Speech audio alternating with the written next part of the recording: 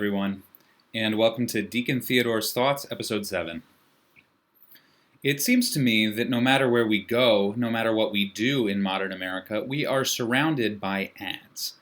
On the TV, on the internet, social media, even driving down the road, we are bombarded with messages trying to get us to buy something or eat something or to watch some show.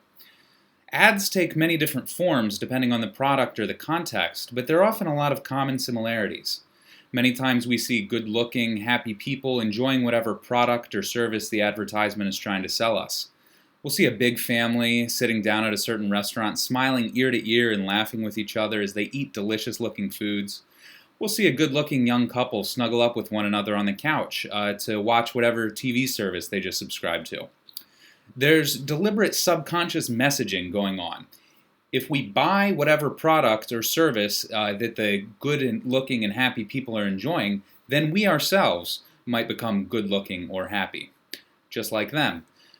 Sometimes we won't see people. We'll just see a close-up of the product itself, like a car or a phone. We'll see how sleek and attractive it is from all different angles. And that appeals to the primitive part of our brain that wants to possess shiny and valuable-looking objects. These ads are intentionally engineered to have these effects on us.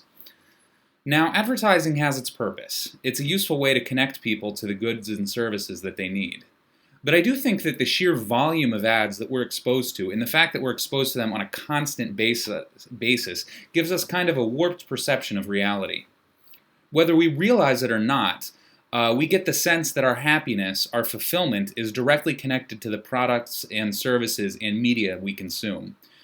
There are extreme examples of people who adopt this mindset, who live their entire lives around products like cars or phones or clothes, or who spend all their time absorbed in the non-existent universes of TV and video games. But I think all of us modern Americans participate in this consumer mindset to a greater or lesser degree. I don't think any of us is totally free from it. But it's all a lie. It's a well-engineered lie that corporations spend millions of dollars every year to construct, but a lie nonetheless. Any happiness that any product, any food or service or media can bring us is only temporary.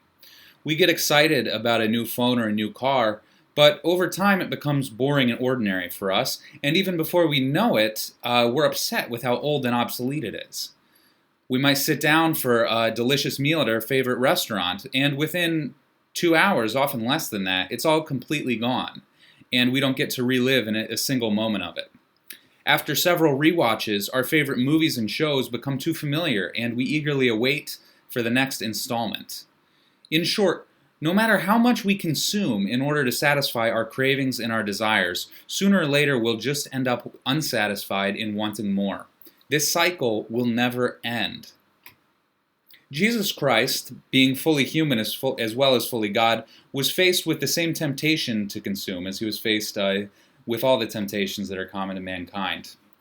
When he was out in the wilderness, fasting in preparation for his mission that would culminate in his crucifixion and resurrection, the devil came to him in his great hunger and said, "Command that these stones become loaves of bread." In other words, the devil tried to convince Christ that his great spiritual undertaking, the fasting and prayer he was doing, were unimportant, and that he should focus instead on eating, on satisfying his physical desires. Christ wisely responded from Scripture, saying, "It is written, man shall not live by bread alone, but by every word that comes from the mouth of God." Meaning that the point of our life isn't to fulfill our desires for food or anything else material, like products or media. The point of our life is to know God and to enter into a relationship with Him. During the 40 days of Lent, which are modeled on Christ's 40 days of fasting in the wilderness, we should follow His example.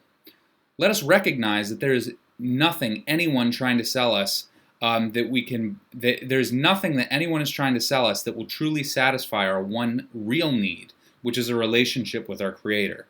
After all, that's the only thing that will survive our death. Let us make an effort, then, not to buy anything we don't need during this Lent.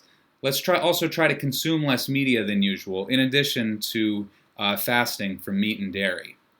When we show God that we desire Him and we prove it with our physical actions by exerting real effort, then He responds to us. He blesses us with His presence, and then we have the opportunity to truly know him. Thank you.